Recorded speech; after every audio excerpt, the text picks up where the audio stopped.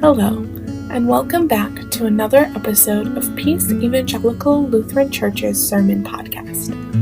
Have you ever gone camping and nothing seems to go right? Maybe you woke up to puddles of water under your tent, or you just couldn't get the rain fly right? Today, we are reflecting on Matthew chapter 17, verses 1 through 9, the Transfiguration of Jesus. We try to make the perfect spaces for God, just like how we try to set up the perfect campsite, but God lives with us in our imperfect lives. Tune in for your weekly dose of spiritual inspiration, and as always, thank you for following this show wherever you get your podcasts.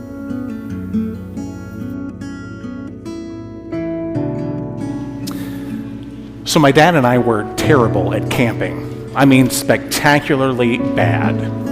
Every other trip, it seemed you'd wake up soaking wet because the tent leaked, or we'd pitched it in a low spot that turned into a puddle overnight, or we just couldn't get the rain fly right no matter how many times we tried.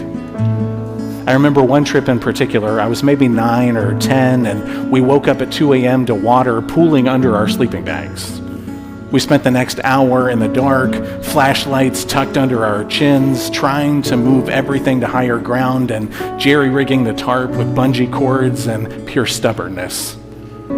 We were frustrated, we were cold, we were laughing at how ridiculous it all was. Here's the thing, my dad and I aren't super close. We're different people who see the world differently, and that's created distance between us over the years.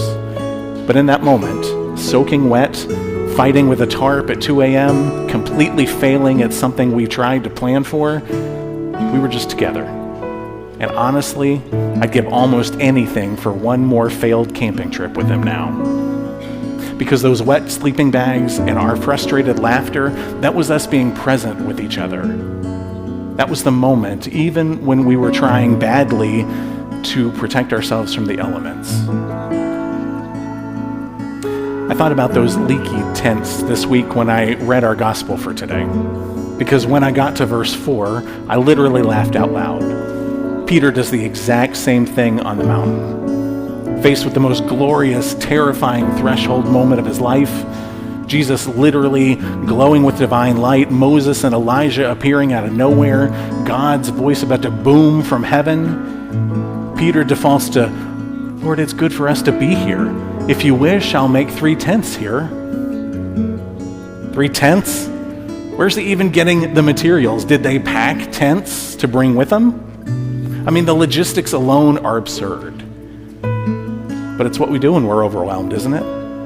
We try to do something, build something, preserve the moment, control what we can control when everything else feels too big, too much, too holy to just receive. And you know what? Our tents leak. They always have. Every shelter we try to build to capture glory, to freeze frame the sacred, to protect ourselves from what's coming, those shelters don't hold. But here's what the Transfiguration teaches us, and here's what I want us to sit with today as we stand on the threshold of Lent. God doesn't need our leaky tents. Let's back up for a minute and see what's actually happening on this mountain, because the context matters. Back in chapter 16, Jesus has just told the disciples that he's going to suffer and die. Peter's having none of it. "God forbid it, Lord." Now 6 days later, they're up on a mountaintop where Jesus is transformed right in front of them. Glowing, radiant, talking with Moses and Elijah about his departure. This is God giving the disciples one more blaze of glory before the hard road to Jerusalem begins. Peter wants to build shelters for the glory, maybe influenced by the Festival of Booths, or maybe just panicking. I personally think he's just confused and trying to be helpful. "You 3 probably want to talk. Let me make you comfortable right here."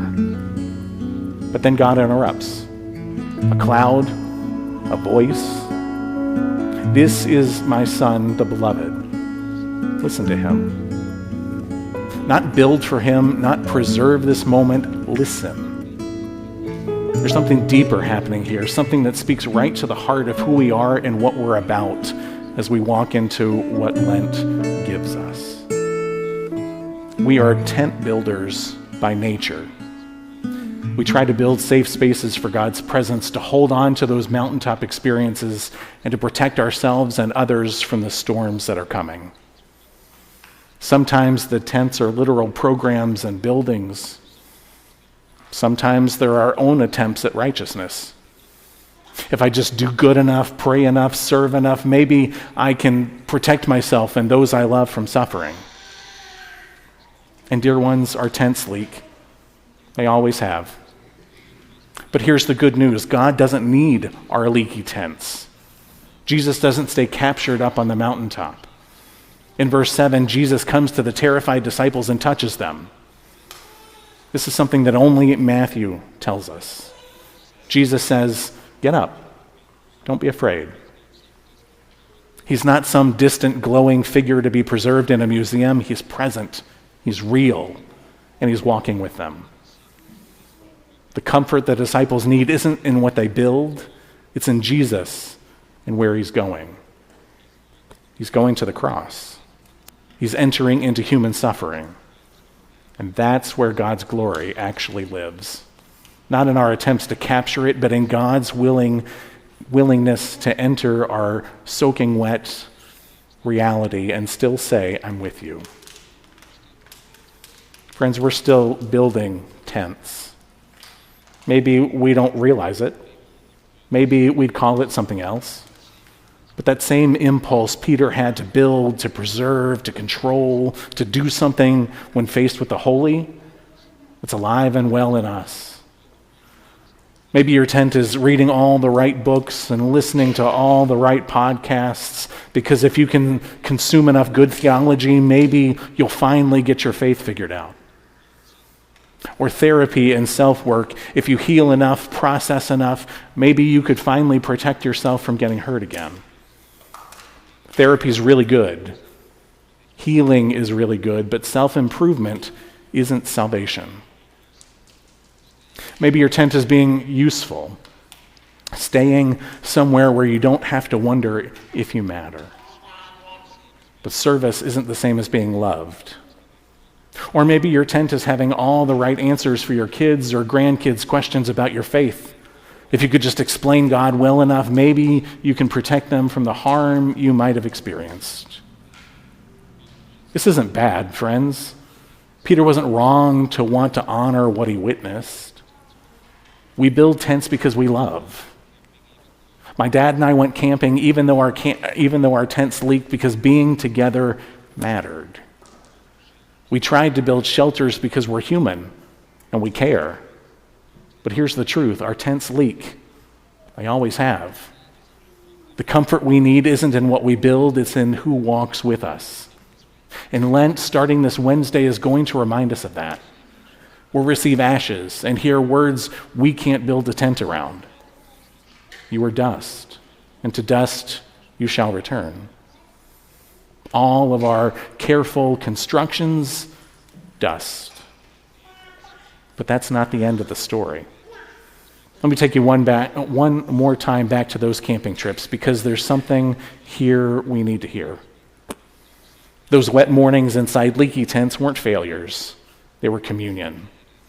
My dad and I figuring it out together, laughing at the ridiculousness, being human together.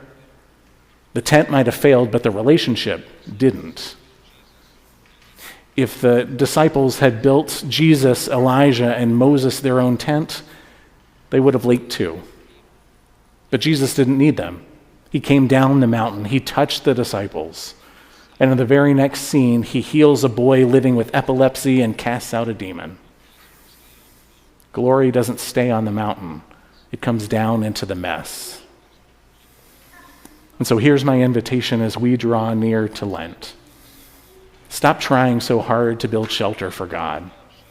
Let God build shelter for you. Let God be your shelter. Come to the table today where bread and wine remind us that Jesus enters our flesh, our failure, our mortality. Receive ashes on Ash Wednesday, remembering that the one who becomes dust is the one who blazed with glory on the mountain. Your tents will leak. Mine will too. But the one who said, "This is my beloved Son, listen to him," is the one who walks with us through every storm, every failure, every wilderness. And that, not what we build, but who walks with us, is the shelter that holds. Get up. Don't be afraid. He's with you. And that is enough. Amen. That's this week's episode of Peace Lutheran Sermons podcast. Don't forget to join us next week for another episode. Thank you for listening.